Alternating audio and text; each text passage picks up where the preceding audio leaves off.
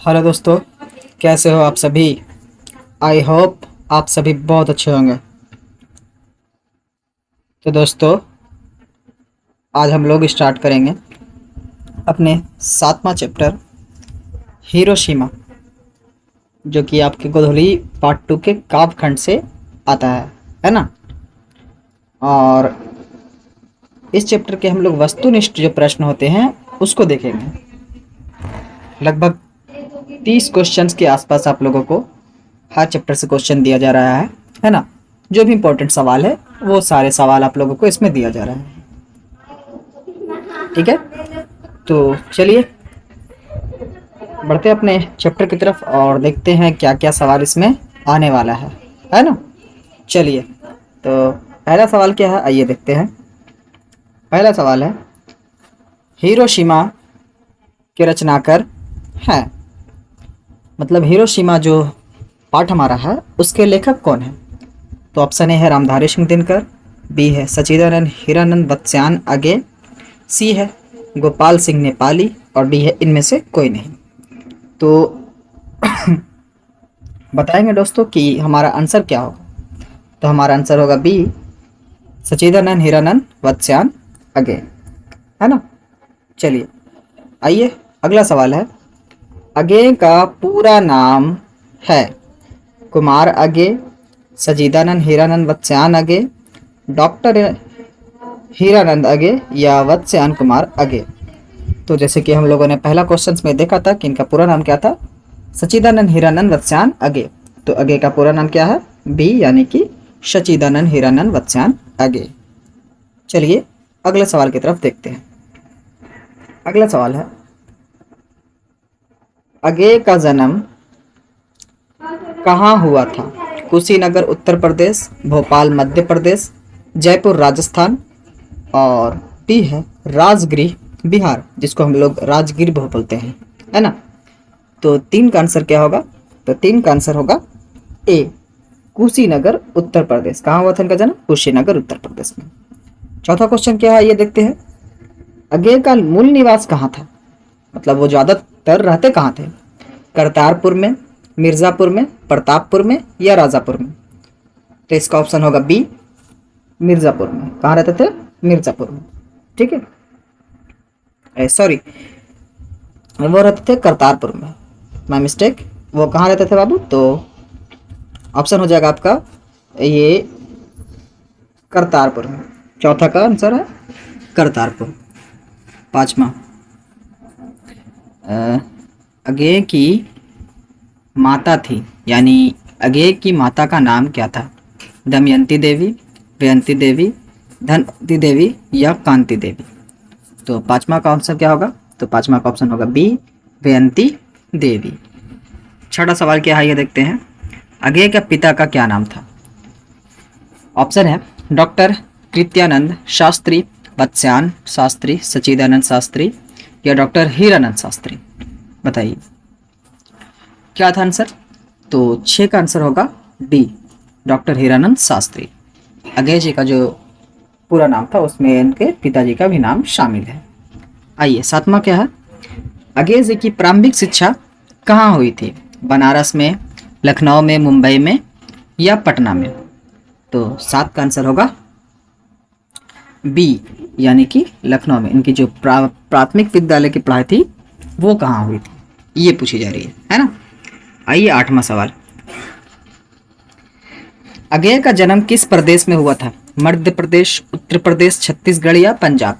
हम लोगों ने ऊपर देखा है क्या था, तो उत्तर प्रदेश में हुआ था। कहाँ हुआ था, उत्तर प्रदेश में। आइए 9वां क्या है, कौन सी कृति आगे की नहीं है, बावर, अहेरी, आंगन के पार द्वार, एक बूंद सहसा उछली और डी है मिलन यामिनी। तो कौन सी कृति आगे की नहीं है, तो मिलन यामिनी जो है ये इनकी कृति नहीं है। ये सवाल भी आई है, ठीक है। आगे का जन्म कब हुआ था, 7 मार्च 1911, 9 मार्च 1913, 11 मार्च 1915 या 13 मार्च 1917। 10वां सवाल, 10वां सवाल का आंसर होगा ए, 7 मार्च 1911 को इनका जन्म हुआ था, है ना। आइए 11वां सवाल देखते हैं क्या है, शेखर एक जीवनी अज्ञेय का प्रसिद्ध है, क्या है? निबंध है, उपन्यास है, कहानी संग्रह है या नाटक है? शेखर एक जीवनी इन्होंने रचा है, तो वही पूछ रही है पाठ की कैसी विद्या है, निबंध, उपन्यास, कहानी संग्रह है या नाटक है? तो 11 का आंसर हो जाएगा बाबू हमारा बी, ये क्या है? उपन्यास है। शेखर एक जीवनी क्या है? उपन्यास है। 12वां सवाल है, अज्ञेय ने संपादक है किया। अज्ञेय जो थे वो किसी चीज का संपादक कर रहे थे, तो उसका नाम क्या था? रूपाम्बरा, पुष्करिणी, तार सप्तक या इनमें से सभी? तो 12 का आंसर होगा डी, इनमें से सभी। ये इन सभी अखबारों को क्या करते थे? संपादक किया करते थे। आइए 13वां सवाल, अज्ञेय ने अपनी शिक्षा कहाँ तक ग्रहण की थी?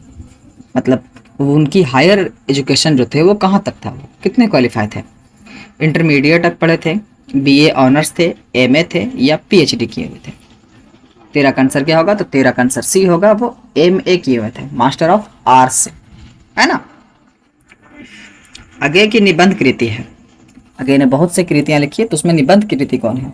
भवंती, अंतरा, त्रिशंकु या इनमें से सभी? तो 14 का आंसर डी होगा बाबू, इनमें से सभी। अज्ञेय का काव्य संग्रह है हरी घास पर क्षण भर, कितनी नावों में कितनी बार, आंगन के पार द्वार या इनमें से सभी? तो 15 का आंसर भी होगा बाबू डी, ठीक है, क्या होगा? इनमें से सभी। आइए 16वां सवाल देखते हैं क्या है। अज्ञेय जी जो थे उनका निधन कब हुआ? 4 अप्रैल 1983 को, 14 अप्रैल 1985 को, 4 अप्रैल 1987 को, 14 अप्रैल 1989 को? तो 16 का आंसर क्या होगा? तो 16 का आंसर सी होगा, 4 अप्रैल 1987 को इनका निधन हो गया था। आइए 17वां सवाल देखते हैं क्या है। तो 17वां सवाल है, इनमें बहुभाषाविद कौन थे? पंत जी, अज्ञेय, यतीन्द्र मिश्र या इनमें से कोई नहीं? बताइए। तो इसका आंसर होगा बी, हम अज्ञेय जी का बात कर रहे हैं तो अज्ञेय थे, है ना। चिंता अज्ञेय की किस प्रकार की रचना है? मतलब जो उन्होंने जो चिंता नाम की कुछ पाठ लिखे थे, तो वो पूछ रहा है काव्य है, कहानी है, निबंध है या नाटक है? 18 का आंसर, तो 18 का आंसर ए होगा, ये क्या है? काव्य है। क्या है? काव्य। 19वां सवाल देखो क्या है, हरी घास पर क्षण भर के रचनाकार कौन है? वीरेन डंगवाल, अज्ञेय, अनामिका या जीवनानंद दास? तो इनका आंसर क्या होगा? अज्ञेय होगा, क्योंकि हम लोग अज्ञेय की बात कर रहे हैं। अज्ञेय ने सूत्रपात किया मानवतावाद का, अतिवाद का, प्रयोगवाद का या समाजवाद का? 20 का आंसर, तो 20 का आंसर सी होगा, इन्होंने प्रयोगवाद का सूत्रपात किया था।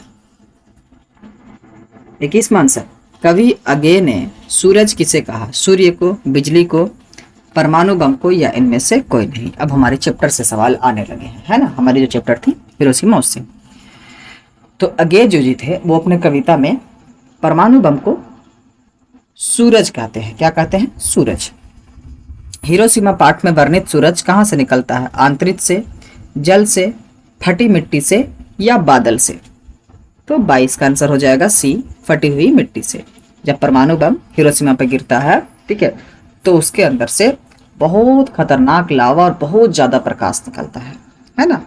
चलिए 23 का सवाल, कवि अज्ञेय का मानना हुआ सूरज किस दिशा से निकलता है? कवि अज्ञेय जो सूरज मानते हैं परमाणु बम को, वो बोलता है किस दिशा से निकलता है? पूरब से, दक्षिण से, आकाश से या नगर के बीचों बीच से? बताइए। 23 का क्या होगा बाबू? तो 23 का आंसर होगा डी। कहाँ होगा? डी, नगर के बीचों बीच से, है ना। आइए 24वां सवाल देखते हैं क्या है। हिरोशिमा कहाँ है? अमेरिका में, यूरोप में, भारत में या जापान में? तो ये लगभग हर किसी को पता होगा कि हिरोशिमा कहाँ है, तो जापान में। जापान के हिरोशिमा पर अमेरिका जो था वो क्या करता है? परमाणु बम गिराता है सेकेंड वर्ल्ड वॉर के टाइम में, है ना। आइए 25वां सवाल क्या है। हिरोशिमा अज्ञेय की किस कविता संग्रह से लिया गया है? सदा नीरा से, कितनी दावों में कितनी बार से, आंगन के पार द्वार से या छोड़ा हुआ रास्ता से? बताइए। 25 का आंसर, तो 25 का आंसर होगा सदा नीरा से। कहाँ से? सदा नीरा से लिया गया है। आइए हम लोग अगले सवाल देखते हैं। 26वां सवाल, उत्तर प्रियदर्शी किस विद्या की रचना है? नाटक है, उपन्यास है, प्रबंध काव्य है या कहानी है? बताइए। 26 का सवाल का आंसर क्या होगा? तो 26 का आंसर होगा नाटक। उत्तर प्रियदर्शी एक नाटक है। देखिए ये सवाल भी रिपीट हुई है, ये सवाल भी आए बाबू, ठीक है। हिरोशिमा किस देश में है? इटली में, फ्रांस में, जर्मनी, जापान में या जर्मनी में? तो इसका आंसर क्या होगा? अभी हम लोग ऊपर किए थे, जापान में है। कहाँ? जापान। 28वां सवाल क्या है? हिरोशिमा शीर्षक कविता में सूरज का प्रतीक अर्थ क्या है? खगोल पिंड, प्रशंसित व्यक्ति या प्रचंड क्रोध या अणुबम? ये भी सवाल भी आए बाबू, ठीक है। परमाणु बम को ही हम लोग अणुबम बोलते हैं। क्या बोलते हैं? अणुबम। चलिए 29 का क्या आंसर होगा? तो 29 का आंसर क्या है? देखो, कुछ क्षण का वह उदय अस्त, इसमें कौन सा अलंकार है? अलंकार के बारे में पूछ रहा है, अलंकार के बारे में। तो उपमा अलंकार है, रूपक है, संदेह है या विरोध भाषा है या एवं विभावना है? क्या है? तो 29 का आंसर होगा डी। क्या है? विरोध भाषा है और विभावना है ना। 30वां सवाल क्या है? आइए देखते हैं। अगेय के नाम से हिंदी साहित्य के इतिहास में कौन सा वाद जुड़ा हुआ है? प्रगतिवाद, छायावाद, प्रयोगवाद या हालावाद? तो 30 का आंसर क्या होगा? हम लोग ऊपर देखे थे, तो ये प्रयोगवाद से जुड़े हुए हैं, है ना। 31वां आंसर देखते हैं क्या है। कौन सी कृति अगेय की है? निशित, सुबह का तारा, अरे या यावर, रहेगा याद या गुंजन? 31 का आंसर बताइए। तो 31 का आंसर सी होगा। ये भी आई सवाल है, ठीक है। अरे या यावर, रहेगा याद, ये भी आई सवाल है, ठीक है। 32वां सवाल और हमारे इस चैप्टर का आखिरी सवाल। जापान के हिरोशिमा नामक नगर पर अणुबम किसने गिराई थी? भी आई सवाल है बाबू, ठीक है। अमेरिका ने, रूस ने, चीन ने या इंग्लैंड ने? बताइए। तो इसका आंसर होगा ए। देखो एक चीज बता देता हूँ, दुनिया में जितना भी जंग हो रहा है, चाहे घरेलू या फिर अलग अलग कंट्री से या फिर पूरे वर्ल्ड में, तो उसके पीछे अमेरिका का हाथ होता है ना। जितना भी जंग होता है, चाहे हमारे देश इंडिया पाकिस्तान से हो जाए, है ना, हमारे देश इंडिया और पड़ोसी देश जो पाकिस्तान है उससे हो जाए, इंडिया चीन से हो जाए, तो उसमें जो हाथ होगा जंग करवाने में, ठीक है, या जंग को उस्काने में, तो वो होता है अमेरिका का, है ना। तो वही जापान के हिरोशिमा नामक पर जो अणुबम गिरा था वो अमेरिका गिरा था सेकेंड वर्ल्ड वॉर के टाइम में, है ना। और जापान पे सिर्फ इन्होंने एक ही बम नहीं बल्कि दो परमाणु बम गिराया था, ठीक है। तो चलिए, एक जगह का नाम तो आपको पता है हिरोशिमा, और दूसरे जगह का नाम आप लोग कमेंट में करेंगे, ठीक है। तो चलिए, ये थी हमारी आज के चैप्टर की सारे VBI सवाल और MCQs जो आपके एग्ज़ाम के पॉइंट ऑफ व्यू से बहुत इंपॉर्टेंट है, ठीक है। तो चलिए, आज के चैप्टर के सवाल यहीं तक, बाकी का अगला चैप्टर आप लोगों को बहुत जल्द मिलेगा। Thank you so much. जय हिंद।